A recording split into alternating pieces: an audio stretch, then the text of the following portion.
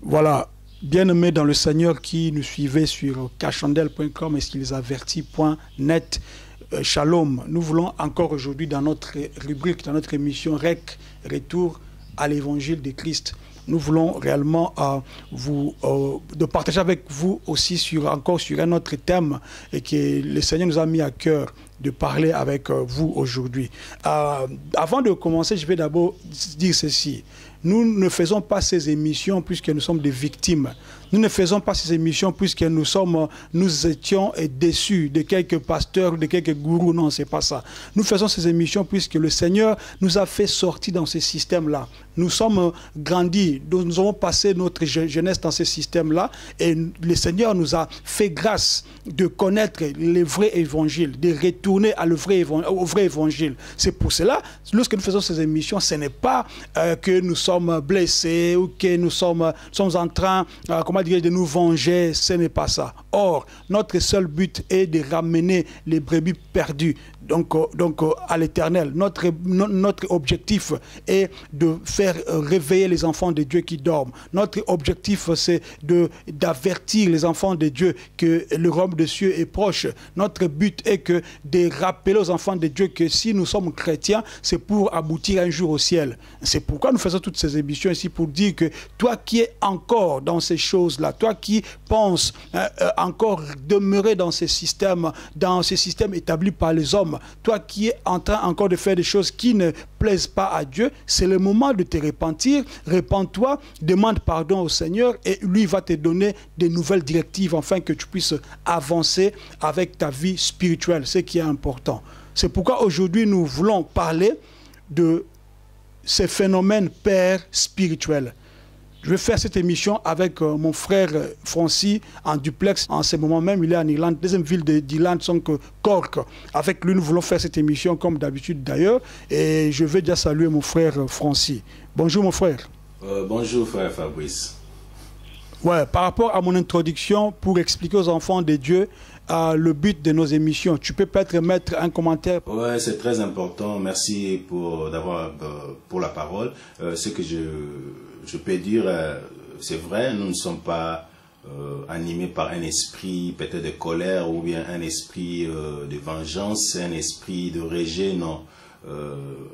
Vraiment, je dirais que, comme tu viens de dire, de mentionner, donc c'est le Seigneur qui nous a fait sortir dans ce système qui a daté de longtemps. Alors, nous faisons que retourner vraiment dans l'évangile de Christ. Donc Dieu nous a inspirés et c'est pourquoi si les gens qui croient qu'ils sont dans le vrai mais sont dans le faux, ils crient toujours, alors pourquoi pas nous qui croyons aussi que nous sommes dans la vérité. Donc nous ne pouvons pas nous taire donc pour laisser place peut-être aux mensonges ou bien aux gens qui prennent les devants pour raconter, pour prêcher le peuple de Dieu des choses qui n'est pas vraiment dans l'évangile de notre Seigneur. Donc ce n'est pas un esprit de rejet. Nous nous réjouissons même dans la présence de Dieu.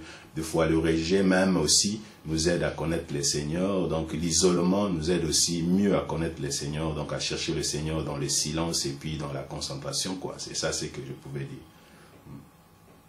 Gloire à Dieu. Nous voulons parler aujourd'hui de ces phénomènes. J'appelle ça phénomène puisque ça date de longtemps, mais de plus en plus, c'est en train de s'établir tellement au milieu des peuples de Dieu. Le phénomène père spirituel. As-tu un mot à dire d'abord par rapport à ça, avant de commencer? Avant de commencer, ce que moi je vais dire d'abord, j'aimerais si c'est une fausse conception de la Bible, donc une mauvaise interprétation de la Bible. Et puis le père spirituel, ça n'existe pas donc dans la nouvelle alliance. Donc on parle même les gens qui ont utilisé ces mots, ils n'utilisaient pas le père spirituel, ils utilisaient plus étant que père dans la foi, donc quelqu'un qui a introduit, qui a prêché quelqu'un la parole de Dieu, qui a aidé la personne à connaître le Seigneur. qui a aidé la personne dans ses débits dans la foi. Donc il est le père dans la foi, mais c'est pas un père spirituel. Un père spirituel, et je dirais donc en 2 mots, donc pour dire que c'est une inspiration plus mystique. Donc les gens qui aussi quelqu'un t'a initié dans le mystique ou bien dans la sorcellerie, ça peut être dans la magie, tout ça, c'est ça on appelle père spirituel. Mais ces termes-là sont des catholiques qui ont commencé à utiliser ça. Donc normalement dans l'esprit de la Bible, les gens ont l'habitude de considérer d'autres gens comme leur enfant spirituel, enfant pardon dans la foi, parce qu'on l'a aidé dans la foi, donc mais pas spirituel. Et spirituel, moi je lis la Bible, les termes là, ça paraît un peu bizarre, donc parce que ce sont des termes qui sont utilisés dans le mysticisme, quoi. C'est un terme qui vient plus d'abord au système, au secte, hein, donc dans le bouddhisme, dans le spiritualisme, donc un initiateur, c'est lui qui veut t'apprendre à devenir encore plus magicien qu'avant. Et puis surtout, si vous tapez sur Google, vous verrez que le mot père spirituel, ça apparaît plutôt chez les catholiques. C'est pourquoi ils appellent leur premier, c'est pas maître, ils l'appellent Saint-Père. C'est ça aussi dans l'erreur des enfants de Dieu. Ils prennent des choses sans pour autant vérifier. Ils prennent des mots, ils prennent des titres sans pour autant vérifier. Est-ce que, bibliquement, comme tu viens de le dire, je sais que beaucoup se fient plus sur ce que l'apôtre Paul a dit à Timothée. Pourrons-nous peut-être lire, tu peux peut-être lire le verset, fameux verset que beaucoup de gens s'appuient plus. Paul disait, hein, avant, bon, je peux commencer toutefois avec Timothée d'abord. 1 Timothée chapitre 1, je lis le verset. La Bible, l'apôtre Paul dit, il essaie un peu de mettre en garde Timothée. Donc, dans son introduction, il a dit à Timothée, Timothée, mon enfant, hein. Donc, dans d'autres versions, ils ont dit, mon fils. Voici les conseils que je t'adresse en accord avec les prophéties prononcées, toutefois à ton sujet, hein, à t'appuyant sur sur ces paroles, combat les bons combats. Nous voyons ici, appelle Timothée son enfant. Donc on sait, on lit dans l'Acte des Apôtres, je crois, on va voir, c'est l'apôtre Paul qui avait enseigné Timothée, qui avait prêché Timothée la parole de Dieu. Donc il avait une grande responsabilité, et puis l'apôtre Paul avait une grande affection par rapport à ce qui représentait pour Timothée, hein. Il connaissait le premier pas de Timothée. Alors quand il disait ces choses, c'était l'affection, pour manifester son affection, pour manifester leur intimité, hein, parce que c'est lui qui avait aidé Timothée, comme je viens de dire tantôt, dans ses premiers pas. Donc ici, il appelle pas Timothée mon enfant spirituel, c'est mon enfant, donc par rapport à la foi, donc par rapport à ce qu'il avait fait par rapport à Timothée. Donc à chaque fois, apôtre Paul utilisait ces termes, nous voyons ça aussi dans 1 Timothée chapitre 1 verset 1, dans son introduction aussi, il appelle toujours Timothée mon enfant, donc dans la foi.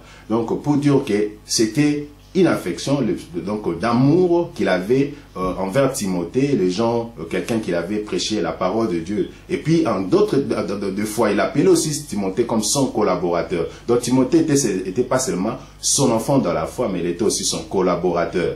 Donc ce n'est pas aussi une doctrine, hein, c'est l'affection comme on vient de dire ici. Ça n'a rien à voir avec une doctrine, c'est pour que ça vienne chaque fois, tu prêches par la personne, la parole de Dieu devient ton enfant spirituel, il dépend de toi. Non, donc nous on prêche la parole de Dieu comme apôtre Paul avait fait, la personne connaît le Seigneur, on présente la personne donc devant le Saint-Esprit, c'est l'œuvre du Saint-Esprit maintenant de marcher avec la personne.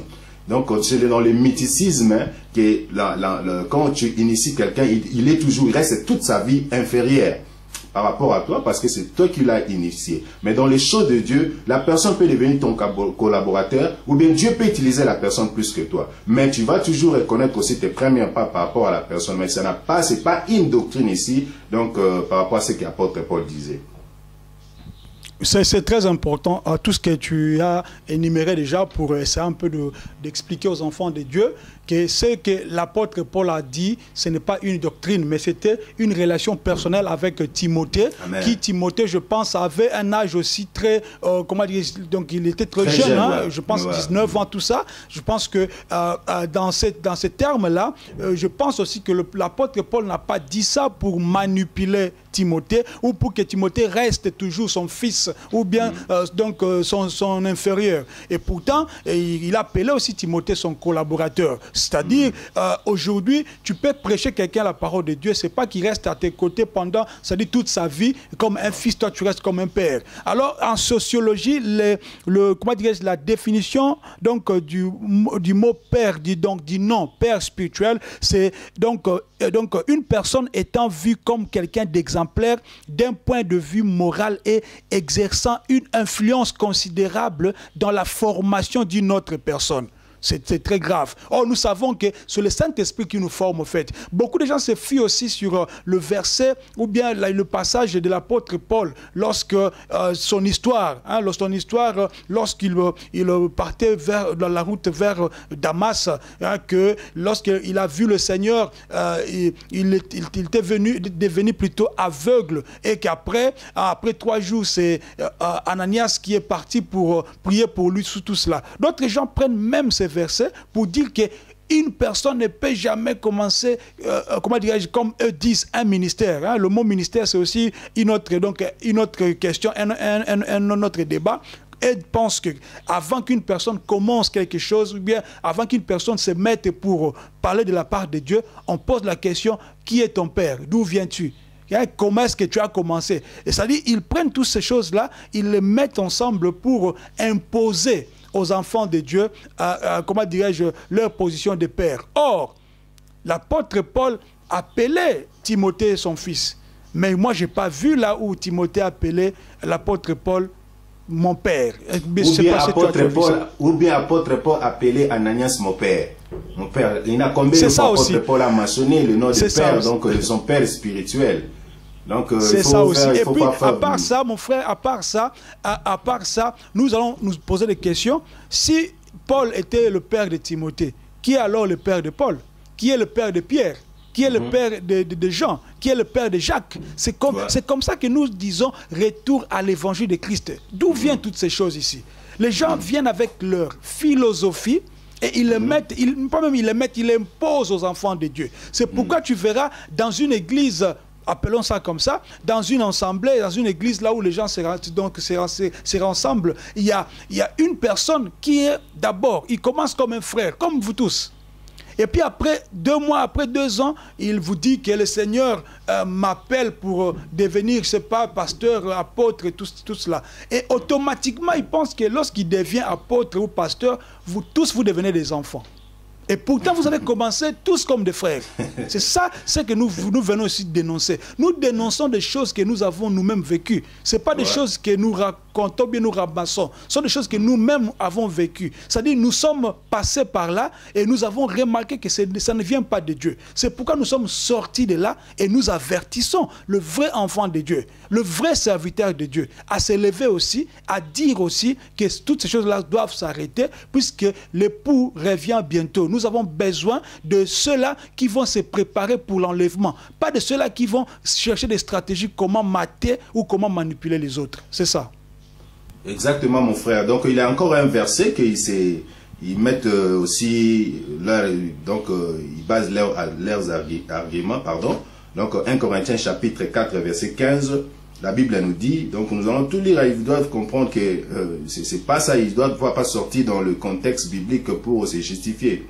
Donc, 15, la partie 15 de la Bible, en effet, même si vous aviez 10 000 maîtres dans la foi en Christ, vous n'avez cependant qu'un seul Père, car c'est moi qui vous ai fait naître à la foi, en Jésus-Christ.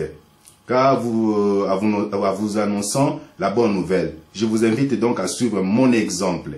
Hein? Ici, quand l'apôtre Paul disait ces choses, il était rejeté. Il était rejeté. Il y a un temps, si vous lisez bien, apôtre Paul, beaucoup de lettres essaient un peu de se justifier parce que les gens doutaient de son ministère, hein, de son apostolat. Alors quand ils écrivaient ces choses, ils voulaient le rappeler leur débit. Hein. Malgré, ils ont beaucoup des enseignants. Ici, le maître représente pédagogue, hein, quelqu'un qui a enseigné, un enseignant. Donc ils avaient beaucoup des enseignants. Après avoir su, ils commencent à écouter beaucoup de gens. Et c'est un peu de le rappeler que leur premier pas en Christ, c'est eux qui avaient fondé, c'est eux qui, parce que c'est lui qui avait bâti cette église de Corinthe. Donc c'est pourquoi il se présente comme Père. Père non pas comme un titre honorifique. Hein?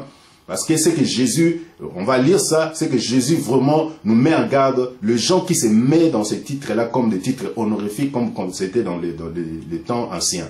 Donc il refusait ces titres honorifiques, apôtre Paul, mais il voulait seulement les rappeler, c'est comment leur débit, comment c'est qu'il avait fait. Mais il ne revendiquait pas un titre.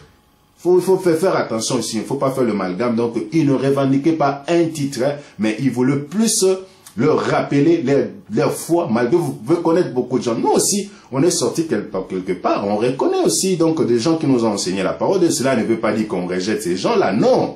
On ne rejette pas ces gens-là. On reconnaît les gens qui nous ont prêché la parole de Dieu. Mais cela veut dire que toute notre vie, on dépend de ces gens-là spirituellement. C'est faux.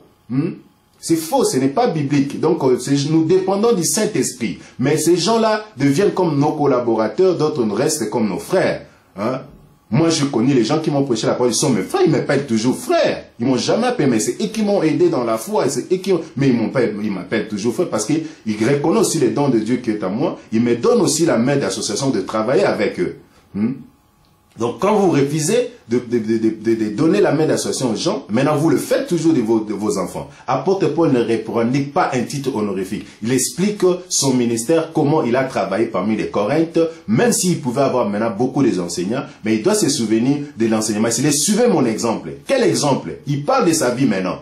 Donc, et tant que c'est lui qui les avait prêché la parole de Dieu, il présente maintenant sa vie comme modèle. Modèle, ce n'est pas parce qu'il avait l'argent.